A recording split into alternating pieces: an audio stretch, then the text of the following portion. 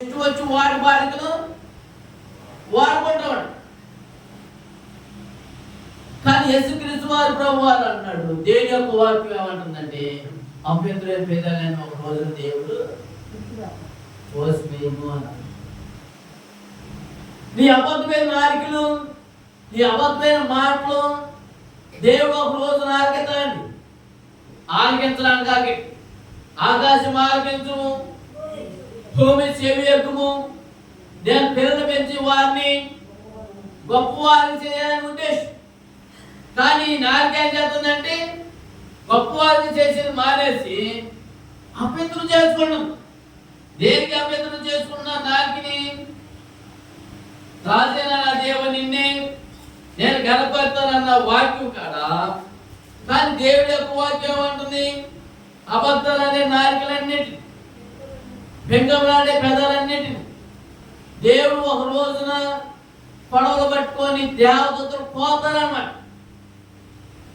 అర్థమైందా? నీ అబద్ధాన్ని నారికే దేవుడు ఒక రోజున పోసేస్తే పచ్చిమోత వస్తుందంటారు, చూసావా? అలా వచ్చేసి పడిపోయాడు. ఎందుకని వస్తుంది? అబద్ధవాడే నారికలు ఉన్నవాడు, బెంగంలాడే పెదాల నుంచి దేవుడు వాటిని విడిపించాలి.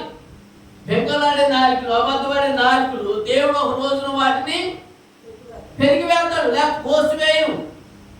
కానీ వాక్యం అని చెప్పిందంటే తండ్రి అయిన దేవుని యొక్క వాక్యం మనకి లేఖనాలు ఖచ్చితంగా చెప్తామంట.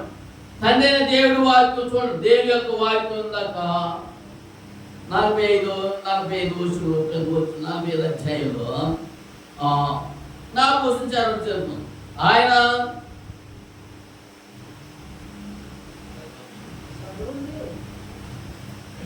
ఒక తరం వారు మరొక తరం వారి ఎదుట నీ క్రియలను కొనియాడుదురు. అర్థమవుతుందా?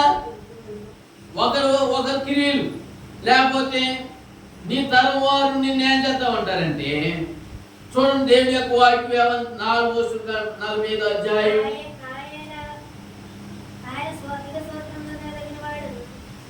45 అధ్యాయం కీర్తనకారుడు 45 కీర్తనలో 4వ వచనం చదువుకుంటే, ఒక తరం వారి మరొక తరం వారి ఎదుట నీ క్రియలు కొనియాడుదురు, నీ పరాక్రమ క్రియలను తెలియజేస్తారు.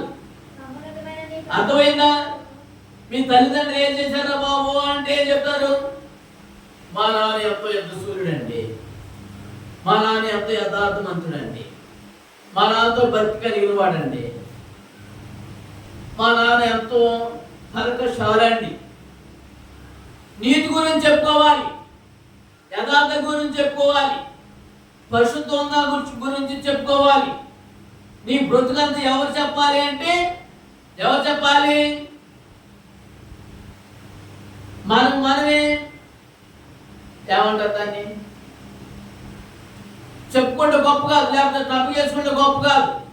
ఎవరు చెప్పాలి? నీ గురించి ఎవరు చెప్పాలంటే ఎవరు చెప్పాలి? ఇంట్లో వాళ్ళని చెప్పాలి. నీ బ్రతుకంటే బయట వాళ్ళన్నా చెప్పాలి. అర్థమైందా?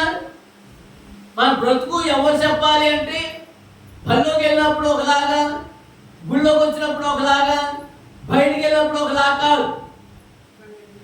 ఎప్పుడైనా ఒకేలాగా ఉండాలి. నీ క్రియలు నీ అంటే. అందుకోసమే దేవుని యొక్క వాక్యం ఏమంటుందంటే, నీ రాజ్యము ఎలాంటి రాజ్యము? తరతరాలే రాజ్యం. నీ రాజ్యం ఎలాంటి రాజ్యం అంటే నిరంతరం ఉండే రాజ్యం, పరిపాలన. చూడండి 11వ వచనంలో ఏమంటున్నాడంటే, 10వ వచనంలో దేవుని యొక్క వాక్యం అంటుంది, కుమారి ఆలకించుము. 45 యెహోవా నీ క్రియలన్నిటినీ నీకు కృతజ్ఞత స్తుతులు నేను చెల్లిస్తున్నాను. ఎప్పుడు కృతజ్ఞత స్తుతులు చేద్దాం? స్తుతికోవడం పెట్టినప్పుడే అనుకోండి. ఏమనుకోండి అంటే స్తుతికోవడం పెట్టినప్పుడే దేవుడు స్తుతి ఆరాధన. దేవుడు ఎప్పుడు యేసుక్రీస్తు వారి ప్రభుని నువ్వు ఎప్పుడు స్తుతిస్తానే ఉన్నాడు. నువ్వు ఎప్పుడు ఆయన్ని నామాన్ని గణపరితే ఉన్నాను. అందుకోసం దేవుని యొక్క వాక్యం ఏమంటుందంటే ఎందుకోసం దేవుని యొక్క నీ భక్తిహీనులు నీ భక్తులు నిన్ను సన్నదించుదురు. ఆయన రాజ్యము మహోన్నత ప్రభావమును ఆయన బలాన్ని. ఎంత బలం ఉంది ఆయన తెలుసా మీకు? ఎంత బలవంతుడు? పోట్లాడుకునే బలం కాదు, యుద్ధం చేసే బలం కాదు, ఒకరిని నరుకునే బలం కాదు. ఆయన బలం ఎంత ఉందంటే ఎవరు చూపించాడు ఆయన బలము? తండ్రి అయిన బలం ఎవరు చూపించాడంటే ఎవరు చూపించాడు? మీ కుమారుడి కోసం, మీ కుమారుడి కోసం, లేకపోతే నా కోసం, మన కుమార్తెల కోసం బలాన్ని చూపించాడు. ఎంత వారికి ఆయన బలాన్ని చూపించాడంటే చచ్చిపోయేవాడు ఎదుటి వాడిని ఆయన చేసే బలం కాదు, ఎదుటి వాడిని హత్య చేసే బలం కాదు, ఎదుటి వాడికి కీడు చేసే బలం కానీ, ఎదుటి వాడికి దుష్టుడు సంబంధించుడు ఏం చేస్తాడంటే ఎదుటి వాడికి ఎప్పుడు ఆయన చేద్దామని ఉంటాడు. పాపానికి సంబంధించినవాడు, మోసానికి సంబంధించినవాడు, అక్రానికి సంబంధించినవాడు, వ్యభిచారానికి సంబంధించినవాడు ఎదుటి వాడికి ఎప్పుడు ఆయన చేస్తూనే ఉంటాడు. కానీ దేని యొక్క పరిపాలనించేవాడు, లేకపోతే దేని యొక్క రాజ్యాన్ని కట్టేవాడు, లేకపోతే దేని యొక్క ప్రజలు వేరేవాడు, ఆ రాజ్యం నిరంతరం ఉండే రాజ్యం నాకు చేస్తాడు. ఎప్పుడు ఆయన నిరంతరం నాకు చేస్తాడంటే చూడు దేని యొక్క వాక్యం ఏమంటుందండి? తండ్రి దేవుడు మనకి లేఖనాలు ఖచ్చితంగా చెప్తా ఉంటాయి. 11వ వచనంలోకి వచ్చినాక అంటున్నాడు, నీ భక్తులు నిన్ను సన్నుతించుదురు. యెహోవా నీ రాజ్యం మహోన్నతమైన ప్రభావమును ఆయన బలాన్ని నరులకు ఆయన బలాన్ని తెలియజేసి. ఎంతో బలం తెలియజేశాడు. కొన్నిసార్లు అయితే కొంతమంది మనుషులైతే యుద్ధాలు చూసుకోండి, బలబలాలు చూసుకోండి. నీ బలం ఎంత ఉందో, నా బలం ఎంత ఉందో, నీ సైనికులు ఎంతమంది ఉన్నారు, నా సైనికులు ఎంతమంది ఉన్నారు, బలబలాలు చూసుకోండి. ఈ బలబలాలు చూసుకునేది కాదు, దేవుని యొక్క రాజ్యం పరిపాలన కట్టేది. నీ బలం ఎవడి ముందు పనిచేస్తుంది, నీ శక్తి ఎవడి ముందు పనిచేస్తుంది?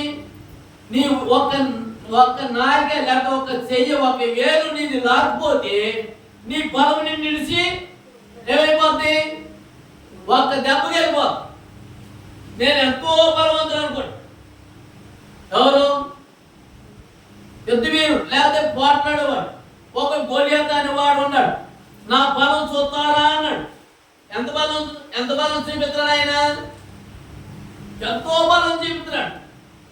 ఎంత బలం అంటే 7 రాత్రులు 7 పగలు యుద్ధం చేస్తే శవాలు చేస్తున్నాడు. నా బలాన్ని కనుక్కుంటాకి, లేకపోతే నన్ను ఎదిరించి మీరు అతను దాటేస్తాకి. మీరు ఇశ్రాయేలు దేవుడైతే మీ దేవుడు పూజించండి, లేకపోతే బయలు దేవుడైతే మా బయలు దేవత మీరందరూ నమస్కారం చేయాల్సిందే అని ఆయన బలాన్ని మా దేవత పేరట నేను వస్తున్నాను అన్నాడు. ఏమన్నాడు? మా దేవత పేరట, మా దేవుడి పేరట నేను వస్తున్నాను, మీ బలం మా బలం చూసుకుందాం రండి అన్నాడు. కానీ దేని యొక్క వాక్యం ఉంది? మీ బలబలాలు చూసుకునేది కాదు, యుద్ధాలు చూసుకునేది కాదు. యెహోవానే నిన్ను పాదంలో దేవుడే నిన్ను తొక్కుతాడని చెప్పి ఎవరు చెప్పాడు? దావీదు మహారాజు చెప్పాడు. వాళ్ళన్ని వాళ్ళు నువ్వెందుకు వచ్చారో బాబా, ఈ ఫిలిష్తీయుడు దేవుడు తిరస్కరించడానికి వీడు ఏపటివాడు, దేవుడి నామాన్ని దూషించడానికి వీడు ఏపటివాడు, యేసుక్రీస్తు వారి ప్రభువుని దూషించేవాడు ఏపటివాడని దేవుడు ఖచ్చితంగా చెప్పి, లేకపోతే దావీదు మహారాజు చెప్పి. దావీదు మహారాజు చెప్తే ఆ దావీదు మహారాజు గొలియాతుని ఒక చిన్న ఒడిశాడు రాజు. ఏమైపోయిందని బలం? ఆయన చేతిలో ఉన్న కత్తి, ఆయన చేతిలో ఉన్న వారన కత్తి తీసుకొని ఆయన మీదకే తెగేసి. కానీ అది బలబలాలు చూసుకునే రోజు. కానీ ఇప్పుడైతే అంతటా అందరూ మారుమనసు పొందే రోజుని బలవాలు చూసుకునే కాదు, నరుకునే కాదు, పెద్దలాంటి దినాలు అబ్రహాము దేవుడు, ఇస్సాకు దేవుడు అప్పుడైతే ఎవడు బలవాలు చూసుకుని, ఎవడెంత అలవాటు చేసుకున్నాడు, ఎవడు ఒకరికొకలే నరుకొని చచ్చిపోయాడు. కానీ దేవుని యొక్క వాక్యం ఏమంటుందంటే, చూడ దేవుని యొక్క వాక్యం మనకి ఖచ్చితంగా నీ రాజ్యము తరతరాలు ఉండే రాజ్యం అని దేవుని యొక్క వాక్యం మనకి, రాజ్యం శాశ్వత రాజ్యము, నీ రాజ్యము శాశ్వతమైన రాజ్యం, నీ రాజ్య పరిపాలన తరతరం నిలుచును. అర్థమైందండి? నీ రాజ్య పరిపాలన తరతరాలు ఉండే, ఎవడు పడదొచ్చినా కానీ ఆ రాజ్యం పడిపోత గీరు లేనే లేదు. మనుషులందరూ కలిసి గట్టు పడదోసినా కానీ ఆ రాజ్యం పడిపోయేది కాదు. ఎందుకని? ప్రాణం పెట్టిన రాజ్యం అది, ప్రాణాత్మని కనుక్కునే రాజ్యం. పరలోక రాజ్యానికి మీ ప్రాణాలన్నీ పరలోక రాజ్యాన్ని తీసుకెళ్ళాలని దేవుని యొక్క ఉద్దేశం. ఎందుకని అంటే ఆ రాజ్యం పడిపోయే రాజ్యం కానే కాదు. దేవుని యొక్క రాజ్యం అది నిరంతరం, అది నిలిచిపోయి ఉండే రాజ్యం.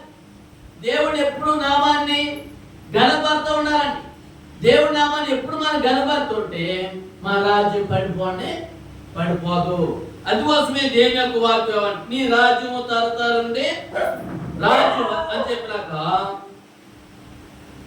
ఎందుకు వస్తున్నా దేవుని యొక్క వాక్యం, యెహోవా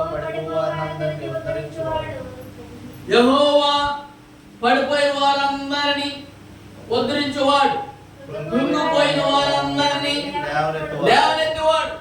కుంగుడికి ఏడవండి దేవుడు, నువ్వు పడిపోయిన కానీ దేవుడు నిన్ను ఆడట్టే సావాలి అన్నయ్య. ఏమంటావు? మన శత్రువు పడిపోయాడు, ఆడట్టే సావాలి బాబు, ఆడు తాగకపోతే ఆడేక మాట అంటాడు, ఆడు మాయాదులు కొట్టుకోడండి బాబు అంట. కానీ యేసుక్రీస్తు వారు ప్రభు అలాగే అన్నాడు కూడా అలాగే. ఒక ప్రధాన యాజకుడిని ఒక చెవు తెగనగితే దేవుడు ఆ చెవు మళ్ళీ అంటించాడు. మనమైతే దుర్మార్గులు మనం ఏం చేస్తాం? ఆ చెవు అంటే తెగనగలండి, అది కాలు అంటే ఎరగాలండి అంట, అది చెయ్యి అంటే ఎరగాలండి. అది చెయ్య మాయోధులు కొట్టాడు బాబు, అందుకే చెయ్యి దేవుడు కొట్టాడు. కానీ దేని యొక్క వాక్యం ఏమంటుంది? మేము చీట్ చేస్తాం, మాది మేలు చేయాలి. నీ దుర్మార్గతనం అంటే ఏంటంటే ఎదుటి వారికి అందరికీ నీవు కీడు చేస్తావు. నువ్వు ఒకటే సజీవంగా భూమి మీద ఉంటావంటే నువ్వు సరిపోతావు. కొన్ని దినాలకి నువ్వు సజీవంగా ఉంటావా? కానీ దేవుని యొక్క రాజ్యం అయితే సజీవమైన రాజ్యం, తరతరాల నుండి రాజ్య పరిపాలన. అందుకోసమే దేవుని యొక్క రాజ్యం అంటున్నాడు. దేవుని యొక్క వాక్యాలు నీ వైపు చూస్తున్నవి, యెహోవా పడిపోయిన వారందరినీ ఉద్ధరించేవాడు, యెహోవా పడిపోయిన వారందరినీ ఉద్ధరించేవాడు, కుంగిపోయిన వారిని అందరూ లేవనెత్తేవాడు. అర్థమైందా? కుంగిపోయిన వారందరినీ పైకి లేవనెత్తుతాడు. అర్థమైందా? ఆహారం లేని వారికి దేవుడు ఆహారం పెట్టేవాడు, వస్త్రాలు లేని వారికి దేవుడు వస్త్రాలు ఇచ్చేవాడు. అర్థమైందా? స్థలాలు లేని వారు స్థలాలు ఇచ్చేవాడు, మేలు లేని వారికి మేలు చేసేవాడు, పైకి లేవనెత్తాడు. కుంగిపోయిన వారందరి దేవుడు లేవనెత్తేవాడు. ఆడ అట్ట సావాలండి బాబా, పూరు గుడిసెలు ఉండాలి అన్నాడు.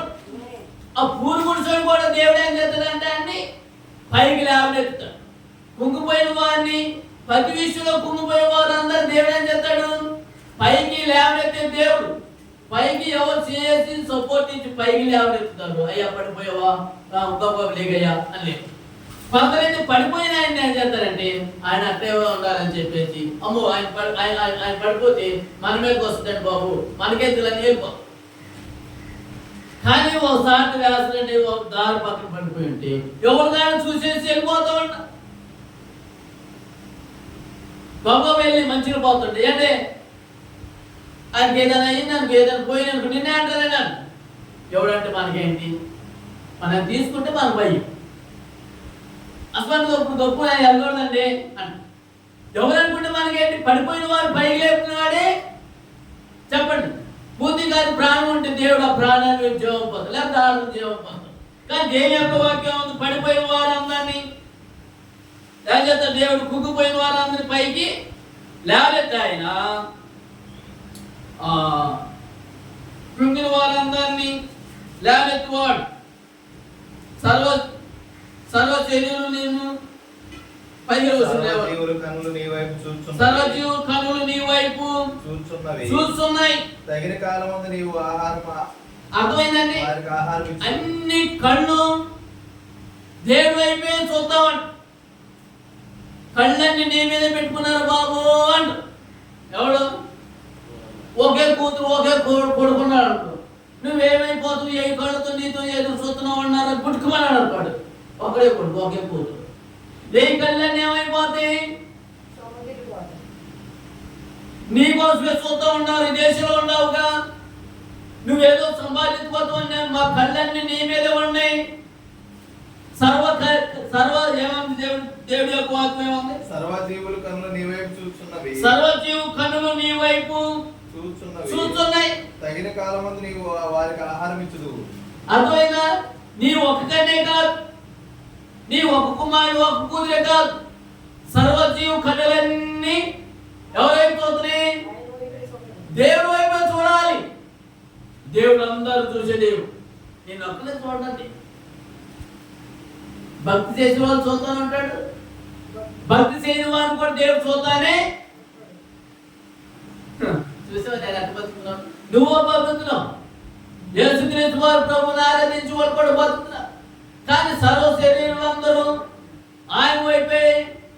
ఏమన్నా దేవుని యొక్క వాక్యం ఏమన్నా అక్కడ? సర్వ శరీరులు కనులు నీ వైపు చూస్తున్నాయి. దేవుడు తగిన కాలాన్ని దేవుడు నిన్ను హెచ్చిస్తాడు. ఎప్పుడైతే నిన్ను హెచ్చిస్తాడు? నీ గుప్పులిప్పి ప్రతి జీవి కోరికను తీర్పు. నీ గుప్పులు ఇప్పాలి. ఎవరి గుప్పులు? ఎవరు తీర్చాలి? దేవుని యొక్క గుప్పులు ఇప్పి సర్వ గుప్పులు ఇప్పి నీవు వారిని ప్రతి జీవి కోరిక తీర్చినావు. యెహోవా తన మార్గములన్నిటిలో నీతి గలవాడు. యెహోవా తన మార్గములన్నిటిలో నీతి గలవాడు. నీతిమంతుడు. తన క్రియలన్నిటిలో నీతిమంతుడు. ఎవరు నీతిమంతుడు అంటే యేసుక్రీస్తు వారు ప్రభువు అన్నప్పుడే నీతిమంతుడు. వరాన్ని పుట్టిన పరిశుద్ధాత్మ దేవుడు వరపుత్రుడు. ఎవరు నీతిమంతుడు అంటే యేసుక్రీస్తు వారు ప్రభువు అన్నప్పుడే నీతిమంతుడు. వరాన్ని పుట్టిన వరపుత్రుడు. కన్యాగర్భాన్ని కన్యగా ఉన్నప్పుడు గర్భంలో జన్మించిన వాడు వరాన్ని పుట్టిన వరపుత్రుడు. అందుకోసమైన అద్వితీయ దేవుడు అనేవానికి అభిషిక్తుడని పేరు. మహానీయుడు, ఆశ్చర్యకారుడు, ఆలోచనకర్త, నిత్యుడగు తండ్రి, బలవంతుడైన దేవుడు. అయినంత దేవుడు భూలోకులు ఎవ్వరు కూడా లేరు. ఖచ్చితంగా దేవుని యొక్క వారికి లేఖనాల్సింది.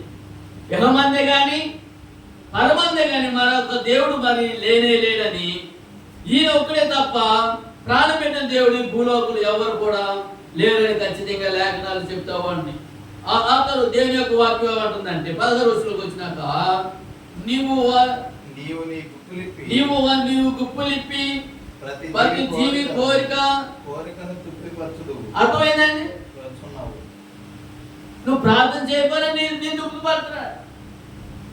ప్రార్థన చేసే వాళ్ళు కూడా తృప్తిపడతాడు. ఆకాశ పక్షులు కూడా దేవుడే పోషిస్తున్నాడు. ఏంటి అవి పోషించేదండి? అయితే భక్తులేవా ఎక్కడిదెక్కడ ఎండిపోయింది అనుకో. ఎక్కడిదెక్కడే ఎండిపోయింది అనుకోండి. గడ్డి కూడా మాల కూడా ఉందండి. ఏంటండి? కాయలు కూడా చెట్లు కాయలు కూడా ఉన్నాయి. ఏంటండి?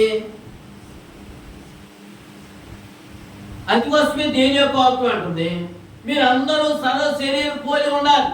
ప్రతి గుప్పిడిప్పి ప్రతి జీవి కోరిక దేవుడు తీర్చున్నాడు. ఎందుకని ఆయన తీర్చున్నాడంటే చూడు దేవుని యొక్క వాక్యంలోకి వస్తే హెబ్రీయులకు రాసిన పత్రికలో వాక్యంలో దేవుని యొక్క వాక్యంలోకి హెబ్రీయులకు రాసిన పత్రికలో 3వ అధ్యాయంలో దేవుని యొక్క వాక్యం మనకి లేఖనాలు చెప్తున్నాడు.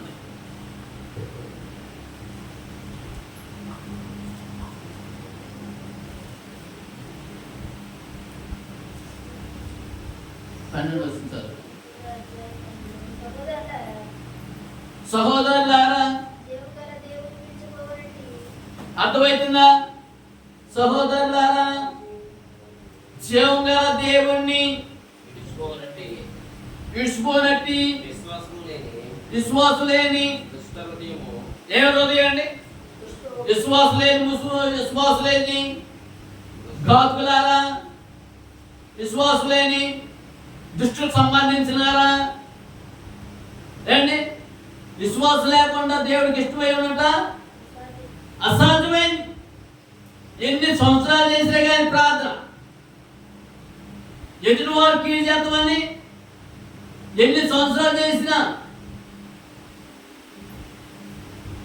ఎవరు చేసే పని వాళ్ళు చేస్తానంట. మమ్మల్ని ఆశీర్వదించలేదండి బాబు, మా దీవెత్తలేదు బాబు, మా యాదలు తగ్గలేదు, మా రోగాలు తగ్గలేదంటే. కానీ దేవుని యొక్క వాక్యం ఏమంటుంది ఇక్కడ చూడండి. దేవుని యొక్క వాక్యం ఏమంటుందంటే, సహోదరులారా జీవం గల దేవుణ్ణి విడిచిపో బట్టి విశ్వాసులేని దుష్ట హృదయము మీలో ఎవరి ఎందైనా కానీ. ఏ హృదయం అండి?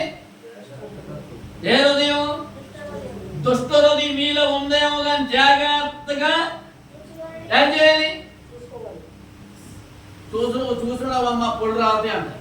ఏమంటారు?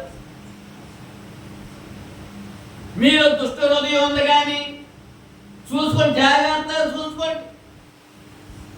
నీకు ఆటోమేటిక్ తెలిసిపోతాను ఏ హృదయం ఉందని. దుష్ట హృదయం ఉందని నీకు ఆటోమేటిక్ తెలిసిపోతాడు. ఎవరు చెప్పాల్సి లేదండి, నేను చెప్తూ చెడిపోయిందని నాకు తెలుసులే అంటారు. ఎక్కడ పైకి చెప్పకపోయినా హృదయంలో గర్తిస్తామన్నాడు. ఏమంటుందండి? హృదయంలో దేని యొక్క వాక్యం అంటుంది చూడండి. దేని యొక్క వాక్యం అంటుంది, ఉండలేమో జాగ్రత్తగా చూసుకోండి. నేడు మీరు ఆయన శబ్దము విని ఎడల కోపము పుట్టించిన అప్పటి వరే మీ హృదయంలో ఏమైపోతుంది? కఠినపరుచుకోకుండా ఉండనని ఆయన చెప్పారు కనుక ఏంటండి? పాపం కలిగే భ్రమ చేత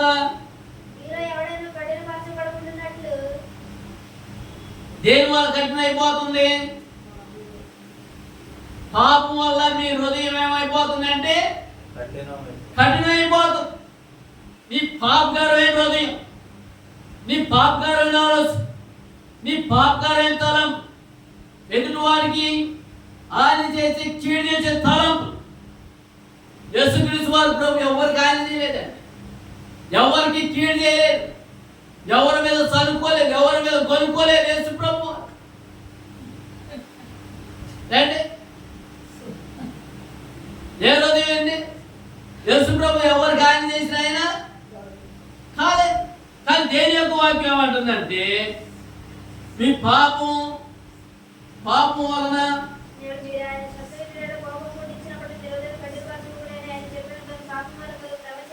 పాపం వల్ల కలిగే భ్రమ చేత మీలో ఎవడైనా కఠినపరచుకున్నట్లుగా నేడు అనబడిన సమయం ఉండగానే ఏం చేసుకోవాలంటే ఒకరు బుద్ధి చెప్పుకోవాలంట. ఒకరు ఏం చెప్పుకోవాలి? బుద్ధి చెప్పుకోవాలంటే మన బుద్ధి చెప్పుకోవడం అసలు లేనే మన ఇష్టం. ఇంటి కాళ్ళు దోసరా, ఏ ఇంటి కాళ్ళే, ఏ ఇంటి కాళ్ళే, వాసులు ఆడలే, దోసలు ఆడలే. అర్థమైందా? ఇది వారు తప్పు చేస్తే ఏదో శిక్షించేవాడు. ఇప్పుడు ఎవరు కాళ్ళే ఎవరు ఇష్టం వచ్చినట్టుగా వాళ్ళ జీవితం, ఎవరు వచ్చినట్టు వారే నివసిస్తున్నాం. కానీ దేని యొక్క వాక్యం ఏమంటుందంటే, తండ్రి దేవుడు మనకి లేఖనాలు ఖచ్చితంగా చెప్తుంది. మీరు చాలా జాగ్రత్త ఉంటే కనుక మీకు మేలుకరమైంది. లేకపోతే మీరు నోరుని కాసుకుంటే మీకు శాపాలు రాకుండా ఉండడానికి అవకాశం ఉంది. చూడండి 4వ అధ్యాయం అదే వాక్యం 4వ అధ్యాయంలో కిందకు వచ్చి నాకు దేవుని యొక్క వాక్యం అంటుంది. 4వ అధ్యాయం 2వ వచనం చదువుకుందాం. వారికి ప్రకటింపబడినట్లుగా అర్థమవుతుందా? మనకు కూడా సువార్త ప్రకటించబడిన కానీ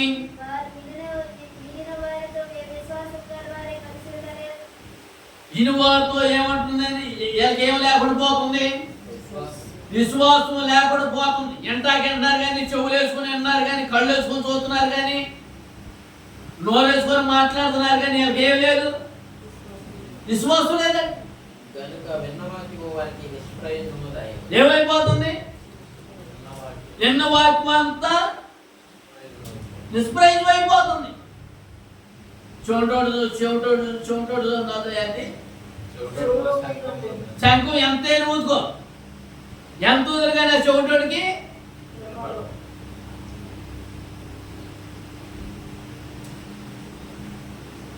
మా నాన్న కొంచెం చూడొచ్చు. మా అమ్మ మీద చెప్తే వినపడాడు. విసిరి కలిసి ఎందుకంటే సత్వం అనేది ఎంత వచ్చినా కానీ వినపడినోడికి మళ్ళీ ఏమంటారు, వినపడినట్టుగానే దగ్గర చేస్తూ ఉంటారు. అర్థమైందా?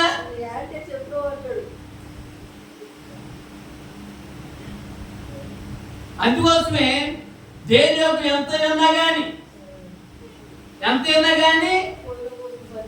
చూడలాగుంటమే, ఎంత మాట చెప్పినా కానీ దేని యొక్క వాక్యం ఏమంటుంది చూడండి. దేని యొక్క వాక్యం ఏమంటుందంటే సువార్తను ప్రకటించబడేను కానీ వారు వినిన వారితో విశ్వాసం గలవారై కలిసి ఉండలేదు గనుక ఎన్న వాక్యాన్ని ఏమైపోతుందంటే నిష్ప్రయోజనం అయిపోతుంది. హృదయాలు పడితే ఏడుపెందుకు? హృదయాలు పడనే పడతలా. పోయిన వారు ఏ వాక్యం చెప్పామంటే ఎక్కడికి వెళ్ళా నిద్ర రాదంట.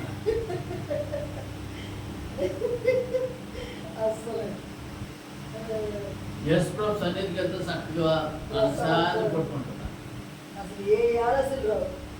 కొడుకోవే అంట. అందుకోసమే దేవుని యొక్క వాక్యం ఏమంటుందంటే ఎన్ని చెప్పినా కానీ వాళ్ళ హృదయంలోకి నాటలేదు.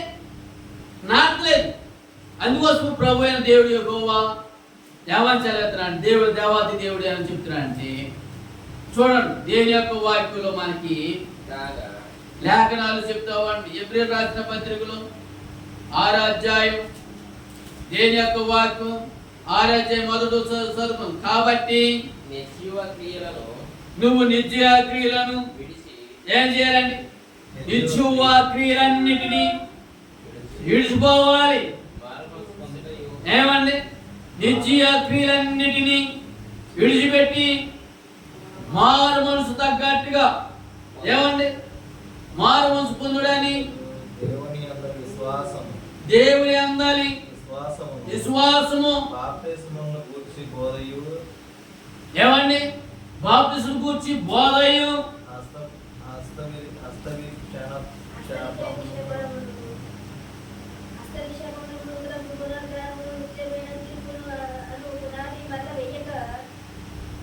క్రీస్తును గూర్చి మూలోపదేశము మాని క్షేపణము మృతుల పునరుద్ధరణము నిత్యమైన తీర్పును అను పునాది మరల వేయక క్రీస్తుని గూర్చిన మూలోపదేశము మాని సంపూర్ణ మగుటకు సాగిపోవడం. మీరు ఎక్కడికి వస్తారు? మీరందరూ ఎక్కడికి వస్తారు? ఆ దగ్గర రావాల్సిందే. నేను ఎక్కడికి చూడండి. దేవుడు కాబట్టి నిత్యమైన క్రియలను విడిచి మారు మనసు పొందాలి. నిత్యమైన క్రియలన్నీ విడిచి నీ బతుకును మార్చుకోవాలి. నీ బతుకును మార్చుకోకపోతే దేవుని యొక్క వాక్యం అంటే చూడండి. అంతటా దేవుడు అందరినీ దేవుడు అందరి విశ్వాసమును బాప్తిస్మమును గూర్చి బోధయు అర్థరక్షమైనను అర్థనిక్షేపణను మృతుల పునరుద్ధానమును నిత్యమైన తీర్పు ఉండదని అనే పునాది మరలా వేయకండి. క్రీస్తును గూర్చిన మూల ఉపదేశాన్ని మాని సంపూర్ణమైన అవుటకు ముందుకి సాగిపోవాలి. ఏమంటారు? మేము సంపూర్ణమండి అంట. ఎప్పుడు నీ సంపూర్ణత చెప్తాడు దేవుడు ఒక రోజు. ఎప్పుడు చెప్తాడు? నేను బాప్టిజం తీసుకున్నామండి అని చెప్తాను. ఏమంటారు? ఏం చెప్తారు? మేము బాప్టిజం తీసుకున్నామండి, మేము మారుమనసు పొందామండి. బాప్టిజం తీసుకున్నారంట. చూడండి, మారుమనసు మేము కాబట్టి నిర్జీయ క్రియలను విడిచి మారుమనసు పొందు తాకు దేవుని అందరి విశ్వాసమును బాప్తిస్మమును అర్థమవుతుందా? మేము బాధపడమని చెప్తారంట. మేము కూడా బాగు చేసేవాడని చెప్తారంట. బాధకు నిర్జీయ క్రియలన్నీ మేము ఎప్పుడో విడిచిపెట్టేవాడని అంటారంట. నీ బతుకంతా అక్కడ కనిపిస్తుందా? ఎవరు బతుకు? ఎవరు చేసిన బతుకంతా నువ్వు చచ్చిపోయిన తర్వాత చక్కగా తిరిగేస్తా ఉంటారు. ఏమని చెప్తారు? నీ రాజ్యం అప్పుడు మేము తరతరాలు ఉంటామని, మేమే రాజ్యం వెళ్తామని అంటారు. నువ్వు ఇక్కడ రాజ్యం వెళ్తావు కానీ పరలోక రాజ్యంలో వెళ్తావు నువ్వు అడుగుడు కాలేవు. ఈ భూలోక వారికి నీ రాజ్యం పరిపాలన, నీ పట్నం. కానీ పరలోక రాజ్యం అది నిరంతరం ఉండే రాజ్యం.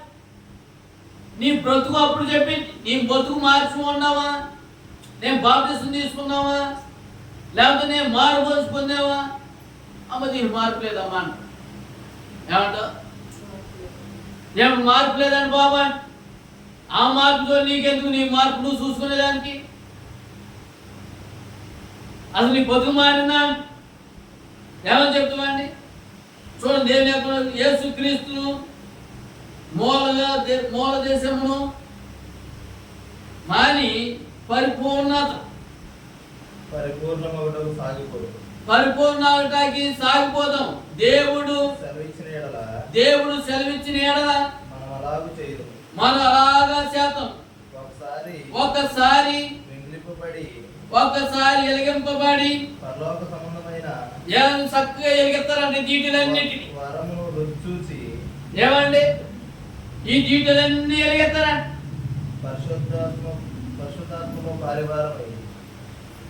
ఏమండి?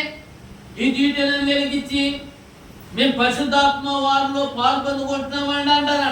దేవుని దివ్యవాక్యమును రాబోయే యుగ సంబంధమైన శక్తుల ప్రభావమును అనుభవించిన తర్వాత తప్పిపోయిన వారు యుగ సంబంధమైన ఏదండి అది? యుగ సంబంధమైన దేవతలు, శక్తులు, ప్రభావాలు అర్థమైందా? ఆ శక్తుల్ని, ఆ ప్రభావాల్ని, ఆ శ్రమల్ని, ఆ కష్టాన్ని అనుభవించిన తర్వాత ఏమైంది? వీళ్ళందరూ ఎక్కడ పోయారంటే ఎక్కడ పోయారు? వీళ్ళందరూ తప్పుపోతాం అన్న దేని చేత? శ్రమ చేతను, బాధ చేతను, కష్టాల చేతను, అవమానం చేతను, నోటు అదుపులే చేతను, ఎదుటివాడు కీడు చేసే చేతను, ఎదుటివాడు హాని చేసే చేతను. ఈ దుర్మార్గులందరూ ఎక్కడికి వెళ్తారండి? ఎక్కడికి వెళ్తారు? నిత్య రాజ్యంలోకి వెళ్తారా? తరతరాలు ఉండే రాజ్యంలోకి వెళ్తారా? మేము కూడా పరలోక రాజ్యం చేస్తామని అంటే 12 గుమ్మాల మీద తీర్పు తీర్చేవాళ్ళు ఉంటారా? చూడండి, దేవుడు ఏమని చెప్తున్నాడు? మత్తయి రాసిన సువార్త 18వ అధ్యాయం 18వ వచనం చదువుకొని ముగించు. 18వ అధ్యాయం 18వ వచనం చదువుకొని మత్తయి రాసిన సువార్తలో దేని యొక్క వాక్యం మనకి లేఖనాలు ఖచ్చితంగా లేఖనాలు సెలవెత్తామండి. ఏమండి? భూమి మీద మీరు ఏటిని బంధిస్తారో ఈ పరలోక రాజ్యంలో బంధించబడతాయి అన్నారు. భూమి మీద మీరు ఏటి నింపుతో ఏ పరలోక రాజ్యంలో ఎక్కుపడతాయి అన్నారు. అన్న తర్వాత ఏమన్నా దేవుని యొక్క వాక్యం వచ్చింది. మీరు కనుక ఇద్దరు దేవుని గురించి ఏడుకుంటే కనుక అర్థమైందా? చీడు చేయకూడదు.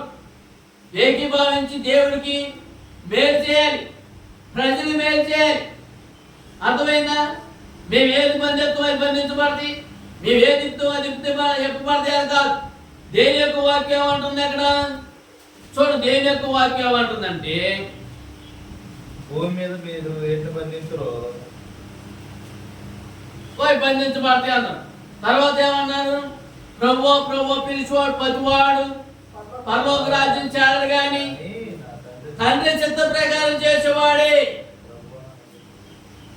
నీ నామం మేము దెయ్యాలు అనుకోవట్లేదా?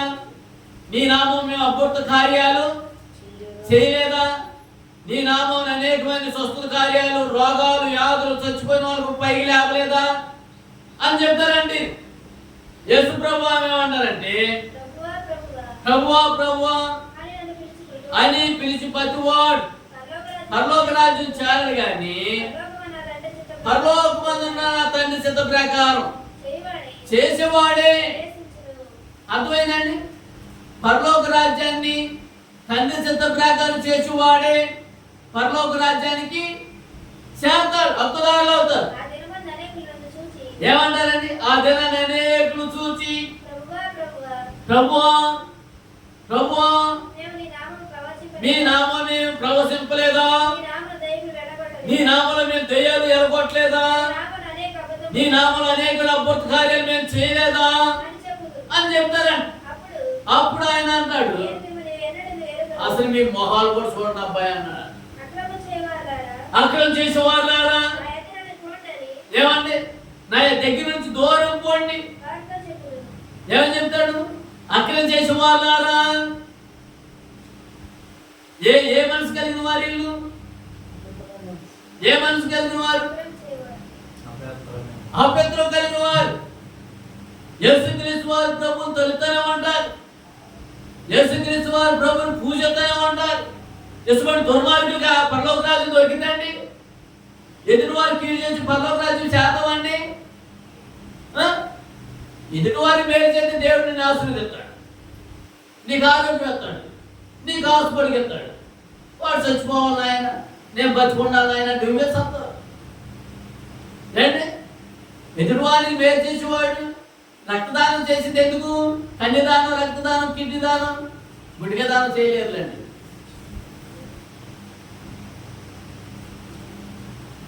రక్తాన్ని కన్యదానం ఒక కన్నుతో బతకొచ్చులేరా, ఒక కిడ్నీతో బతకొచ్చులేరా అబ్బాయి అంటారు. డాక్టర్ గారు గుడిక దానం చేయాలంటే ఇంకొక గుడికే వేయలేదు, కోరి గుడికే, నాటు గుడికే వేయలేదు. ఒక కిడ్నీతో పట్టుకోవచ్చు, ఒక కన్నుతో బతకొచ్చు. అర్థమైందా? దేవాది దేవుడైతే చూడండి దేవుని యొక్క వాక్యం ఏమంటుందంటే అక్కడ ప్రభువా ప్రభువా పిలిచేవాడు పరలోక రాజ్యం చేరడు గాని తండ్రి చిత్త ప్రకారం చేసేవాడే పరలోక రాజ్యాన్ని చేస్తాడు.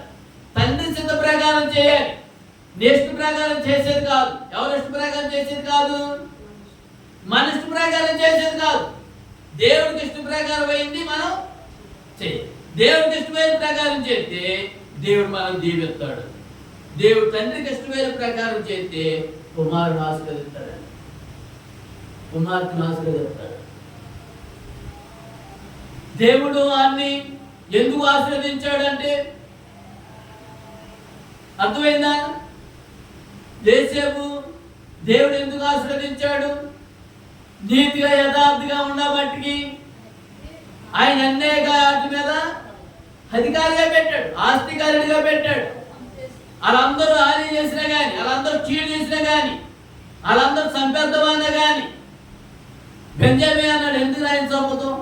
పెద్దవాడు చిన్నోడు ఎందుకు చంపుతాం? ఆడే బతుకుపోతాడులే, ఒకరికి అమ్మేసేద్దాంలే అని ఒక పక్కన పోతుంటే ఒక రాజుగారు వస్తుంటే ఆ రాజుగారికి అమ్మేస్తే వీళ్ళందరూ ప్రజల దినాల్లో ఆ రాజుగారి దగ్గరికి వెళ్ళారు. వీళ్ళు 8 మంది కలిపి ఎంతమంది అన్నారు? చూడు దేవుని యొక్క వాక్యం చూసుకున్నాం. వాళ్ళు ఎంతమంది అండి? ఆది కాండంలో వాళ్ళందరూ దేవుని యొక్క చిన్న వాక్యం చదివేసుకొని ఎందుకు వీళ్ళందరినీ శాపగ్రస్తానికి అప్పగించాడు? దేవుడు ఆయన ఒక్కడిని ఆశీర్వదించాడు, ఆయన ఒక్కడిని అభివృద్ధి చేశాడు, విస్తరించేటట్టు చేశాడు. వీళ్ళందరూ ఆయన దగ్గరికి దేహమంట అన్నదమ్ములే, రక్త సంబంధులే. వీళ్ళందరూ ఏం చేశారంటే మళ్ళీ ఆయన దగ్గరికి వెళ్ళి అడుక్కుంటాకి వెళ్ళారు, మళ్ళీ అడుక్కుంటాకి వెళ్ళారు. దేశం అంతా కరువు వచ్చేటప్పుడు ఆది కాండంలో అబ్రహాం జన్మ వచ్చిన మొదటి కరువు కానీ ఆ కరువు దేశం వచ్చినప్పుడు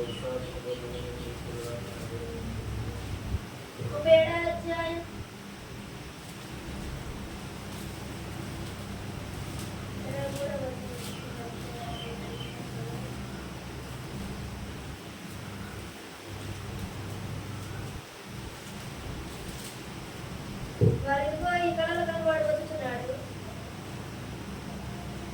37వ అధ్యాయం 19 చదువు. ఇదిగో వీడు కలలు కనేవాడు వస్తూ ఉన్నాడు. ఏం చేద్దామండి? ఎంతమంది రాళ్ళు చూడండి. దేవుని ఆ సంతానం ఎంతమంది అంటే ఆ సంతతి వారు కూడా ఇక్కడ రాయబడి చెప్పింది. 35వ అధ్యాయంలో ఆ సంతతి గురించి రాయబడి చెప్పాను. 12 మంది సంతానం 35వ అధ్యాయం చదువు.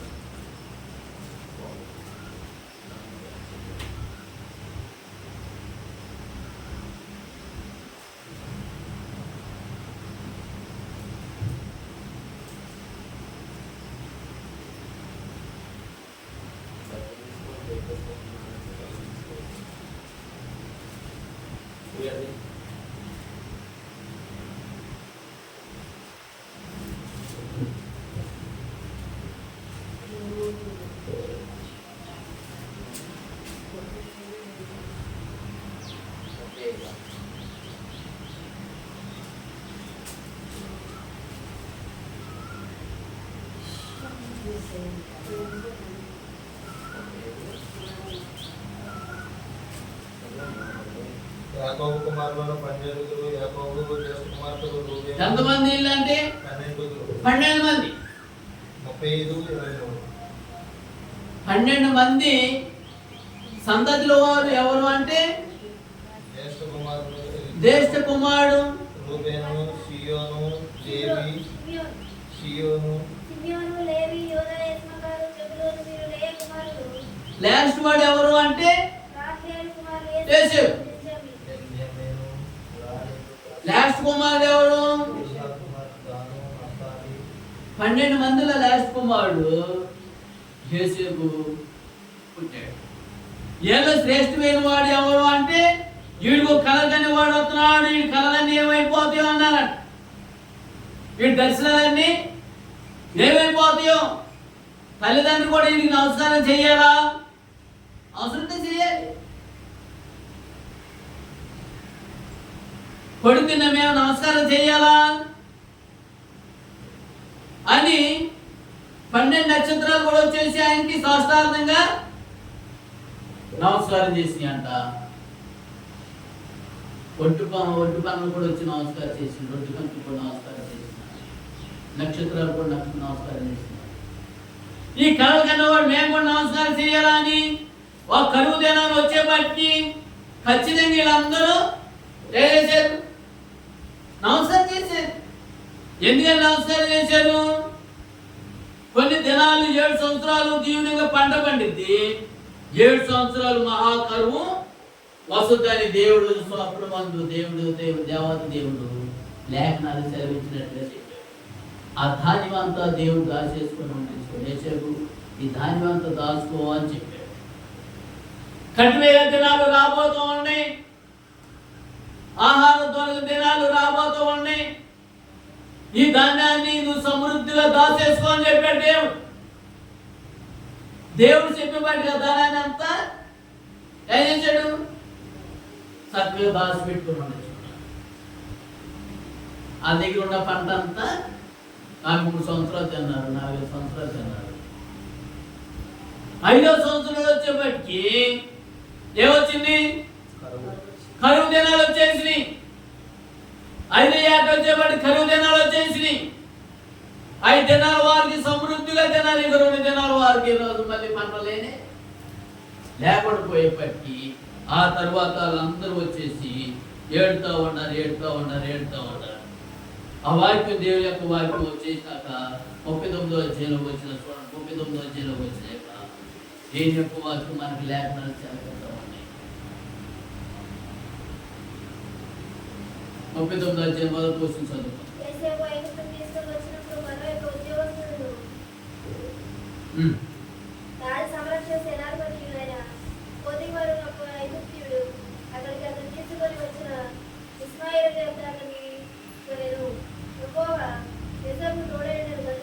ఎవరు తోడై ఉన్నాడు?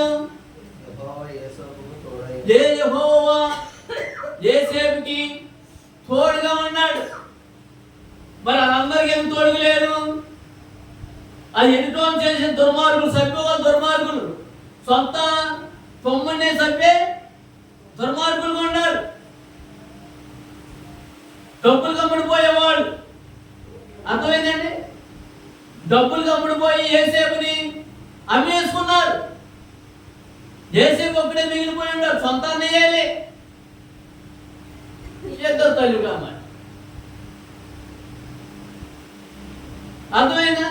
దేవుని యొక్క వాక్యం ఏమంటుందంటే, అందుకోసమే దేవుడు యోసేపుని దీవించడానికి ఇష్టపడ్డాడు. ఎందుకు దేవుడు యోసేపుని దీవించడానికి ఇష్టపడ్డాడంటే, యథార్థత ఎంత మాత్రం కూడా విడిచిపెట్టేవాడు కాడు కాబట్టి. అందుకోసమే చిన్న వాక్యం చదువుతాం. దేవుని యొక్క వాక్యం లేఖనాలు యోసేపు వాళ్ళందరూ కలిసి ఖచ్చితంగా యోసేపు దగ్గరికి వచ్చాడు. చూడండి, దేవుని యొక్క వాక్యంలో 42వ అధ్యాయంలో 42వ అధ్యాయం, ఆదికాండం 42వ అధ్యాయంలో దేవుని యొక్క వాక్యం మీకు సెలవిస్తున్న ప్రకారంగా ధాన్యము ఎదుగును ఉన్నందున యాకోబు తెలుసుకున్నప్పుడు చదువుకుంది. అదంతా చరిత్ర అవసరం లేదు.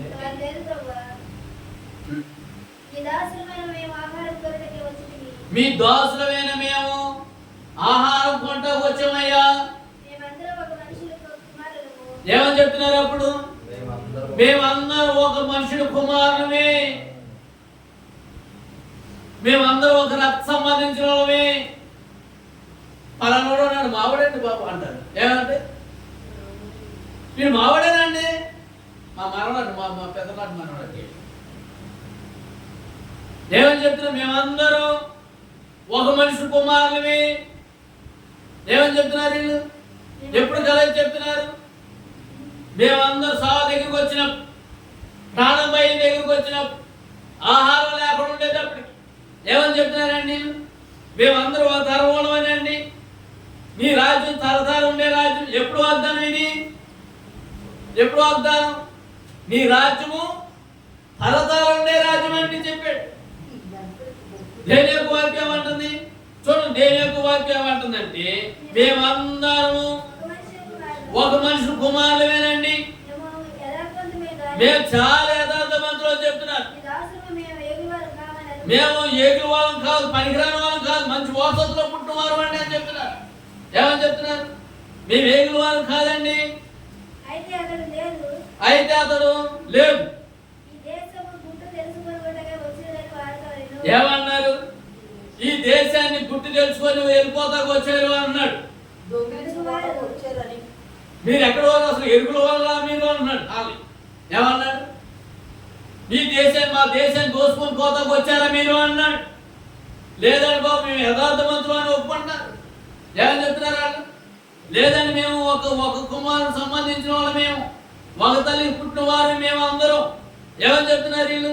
9వ వచనంలో చూడండి, మేమందరం ఒక మనుషుడు కుమారులమే, మేము యథార్థవంతులు గాని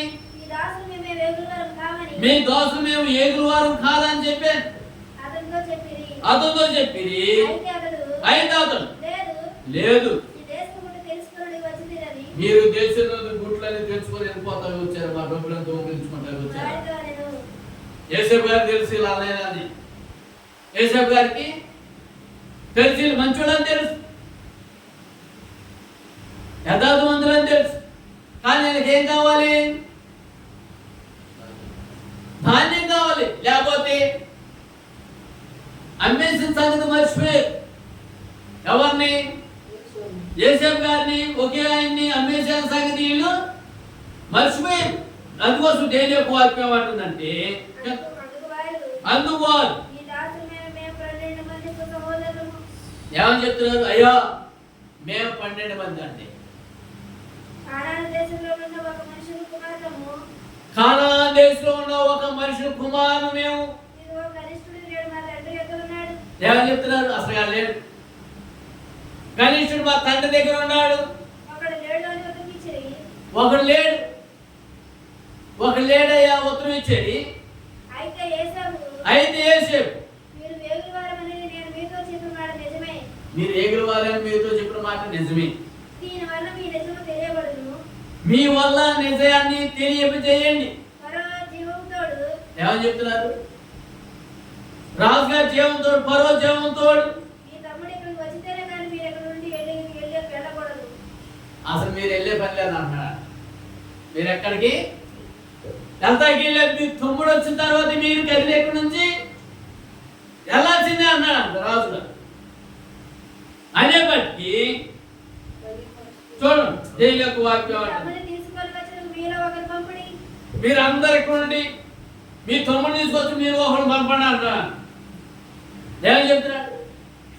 మీ తమ్ముడు తీసుకొస్తా ఇక్కడ తీసుకురండి అని చెప్తున్నాడు. మీరు అందరూ బంధించబడిపోతారు. అసలు మీరు సత్యం ఉందో లేదో మీరు శోధింపబడిపోతారు. ఎప్పుడు వచ్చినాయి శ్రమ, ఎప్పుడు వచ్చినాయి కష్టాలు.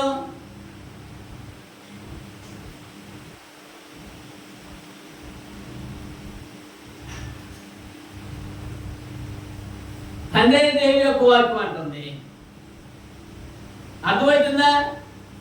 మీకు శ్రమ దినాలు రాకేతమే, కలువు దినాలు రాకేతమే, కష్టాలు రాకేతమే. యెహోవా దేవుని ఆరాధించు. అర్థమైందా? దేవాది దేవుణ్ణి ఎప్పుడు వారికి తలాంతరుడు వారికి. అందుకోసమే వాళ్ళందరూ ఖచ్చితంగా దేవాది దేవుడికి లేకపోతే యేసేపు వాళ్ళందరూ సాష్టాంగంగా నమస్కారం చేశారు చేయలేదా? అందరూ సాష్టాంగంగా నమస్కారం చేశారు. నాకెందుకు ఈ డబ్బు అని ఆ డబ్బులన్నీ తీసుకుని మరి ఆ సంచులు వేసి కుట్టించుకోవాలి. మీ సొమ్ము నాకు అక్కడ ఏం అవసరం లేదు, మీ సొమ్ము మీరే తీసుకుని నెరవేర్లేదు. ఎదుటి వారికి అందరూ కూడా కీడు చేయగలరు. నీ రాజ్యం ఎప్పుడు వరకు ఉండేది? తరతరాలు ఉండే రాజ్యం.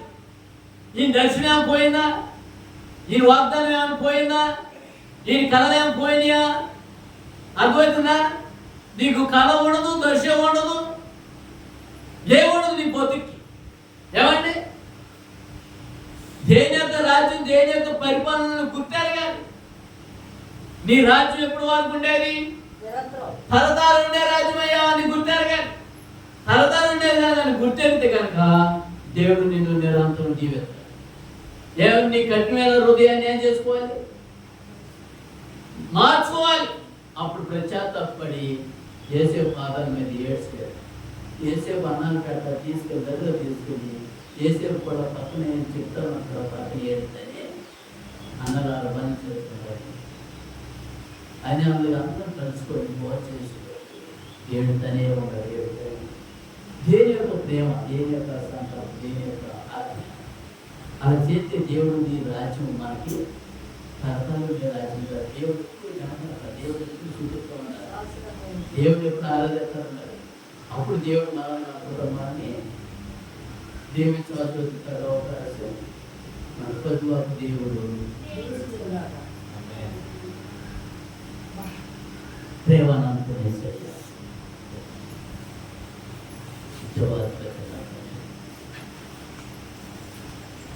బంగారు పాదాలు తీస్తే ఈ రాజ్యం తరతరాలు. అందరూ నీకు సాయం పడతారు సార్. 12 గోత్రాలు 12 యేసేపు దగ్గర సాయం పడతారు. యథార్థమంతుడు ఎప్పుడైనా యథార్థత ఒకరు తీర్పు తీర్చుకోవాలి, ఒకరు బుద్ధి చెప్పుకోవాలి. తీర్పు తీర్చే దేవుడు అందుతారా? మా ప్రార్థన అర్పించి, మా విజ్ఞాపన అర్పించి, మా రోదన అర్పించి, ఈ గ్రామంపై ఈ గ్రామంపై కానీ ఈ భూలోకి ఎంతమంది ఎంతవరకు ఈ భూమి మీద ప్రజలందరిపై కూడా సర్వశరీరులు నువ్వు చూస్తూనే ఉంటావు. నేను పూజించకుండా చూస్తూనే ఉంటావు. నేను పూజించినా నువ్వు చూస్తావు. నువ్వు చూసేది నీ గుప్పుడు ఇప్పి ప్రతి జీవి కోరిక తీర్చినాయి. మనసులో ఏమిచ్చినది శాశ్వతమైనది, కానీ నీవు ఇచ్చే గుప్పుడైతే అందరూ కూడా జరిగిపోయి పడేస్తూ మా ప్రార్థనలు మరొక వాక్యం సాధారణ ఆయన చెప్తున్నారు చెవులు నమ్మకం వాళ్ళు కూడా రోజు పెట్టడం అయిపోవాలి. రాత్రి మాస్క్ తెచ్చుకోవాలి. ఆలోచించి మా ప్రార్థన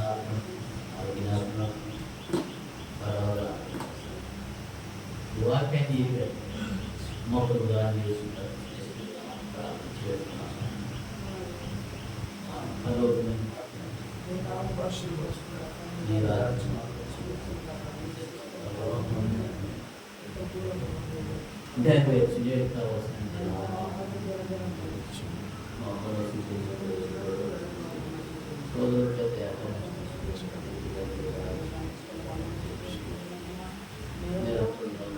దేవుడు ప్రేమ పశువులకి ఈ అందరి చేత ప్రజలకి ఈ గ్రామానికి దాసులకి చెప్పుడు వచ్చినటువంటి ఇప్పుడు ఎల్లప్పుడు